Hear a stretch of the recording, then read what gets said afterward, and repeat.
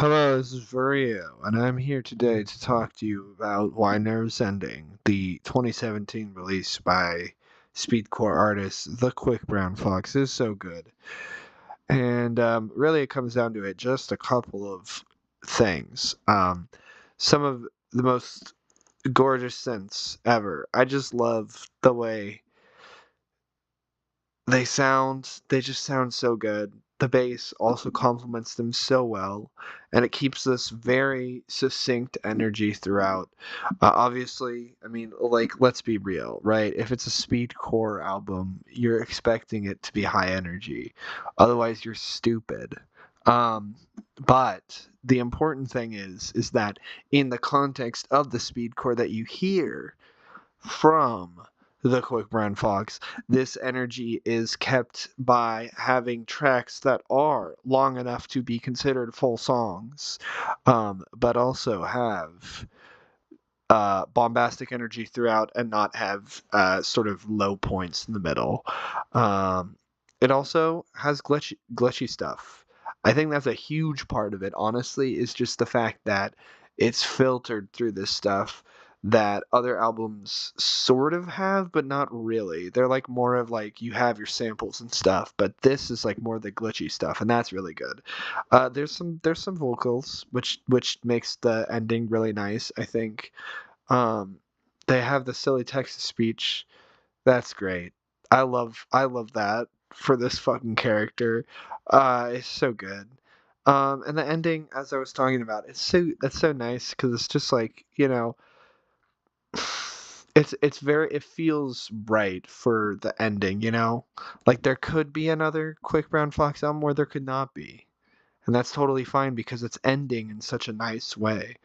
Sort of like a appreciation for the art form while also being like sometimes it's not as easy to make things as you would expect. Also, this shirt, I just fucking found out about this today. This is how you know I'm not looking close enough. This is a failure of my own. I didn't know this fucking shirt existed until right now. And you know what? You can't fucking get it anywhere because it came out in fucking 2017. Of course you can't fucking get it anywhere. I'm I'm sad forever. I'm sad for my life. Anyway, the most important thing that makes it so good is that it is a synthesis of the previous works of this artist. Um, and by that I mean most of them, because it's not all of them. Because there's some that are not that important to synthesize. Specifically, like the self-titled. I'm gonna be so honest. Mm, mm, it's not. It's really not it. It's very 2000s, kind of cringe.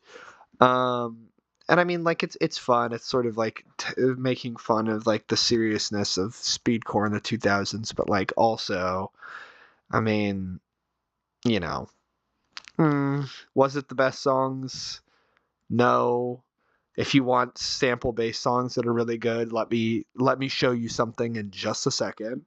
And also Brutal Rhythm Rider, which is cool and nice. However, I think it's more of like sort of your midpoint between the two like the previous and the next Speedcore for Kids and Wanderlust. It's it's got its own shit.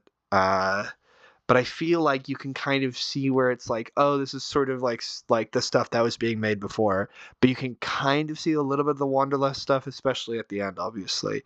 Um, but it's not as like iconic in its own style, at least to me. This is my opinion. So maybe I'm wrong, and you can yell at me in the comments. Other autistic people, get my ass or whatever. Anyway, let's talk about Speedcore for Kids. It's a great album. Made in the wonderful heyday of the 2009 Lap Fox era, which is when they released 32, if you can believe it. Count them, 32 different albums or projects, I guess, not all albums. But yeah, so it was crazy. And this is, I think, probably the best, if not one of the best. Um, these songs are fucking insane, and I think anyone who's listened to it understands. Like you can put on the first song and you're like, holy shit, and it goes like that pretty much the whole way. There's some songs that slow it down a little bit, but most of the time it's just fucking balls to the wall. It's that sample stuff, and it's good. Honestly, most of it's really good. There are some weird samples. Holy Macaroni, an amazing song with a terrible sample. I wish there was not that sample, but what will you do? Also, fun fact: it just has a remix song on it of a song that was just a couple songs above it in the track list. Very funny, and of course because it's Lap Fox Productions in the 2000s. There's Sean Paul. There's always Sean Paul. So he's here. And honestly, this is my favorite after Nerves Ending, believe it or not. And that is kind of hard to believe sometimes because I'm like, damn, this is kind of ridiculous, but it's so fun. And that's what I like, like you can be silly and make it good. This is why I don't have as much respect for the self-titled, because clearly they could make things that were good, that they didn't need to be like that silly and kind of dumb and cringe and 2000s brained. Even if this is kind of, but not really. Anyway, you get it. You get it. The other important album this draws between is, of course, Wanderlust, which I just, if you were someone who was, listening to this music in 2000s, 2010s, 2012, you heard Brutal Rhythm Rider. Like, it's like, that's an interesting sort of new direction, kind of. But then you listen to the first fucking song on this thing that's not the intro track. Holy shit. The shit is so much more, I don't know. You know, Everyone talks shit about elevated horror because it's stupid, and it is. But if you were talking about elevated speedcore, I gotta be honest, it's this. Um, just because, especially compared to the other stuff, because you get those wonderful pianos going doom doom doom, just like really providing a beautiful backdrop for just crazy music, and it's still pretty crazy. The synths are amazing. Bad Dream Baby, holy fuck, dude, are you kidding? Are you kidding? You had that in your back pocket all this time? What the fuck? This is where they establish the silly little voice, and it's so cute, and it honestly makes this character that already has such a fantastic design be so likable.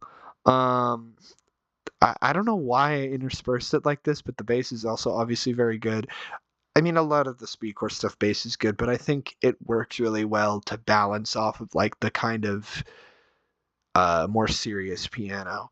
I will say my one critique of Wanderlust is mainly that it's sort of it kind of loses its own identity by struggling a little bit near the end to have enough material that doesn't go back to its old style. So like you get some sample bass songs and they're fine. They're actually Autumn Day Distraction is pretty good. It just feels weird, It doesn't feel as cohesive.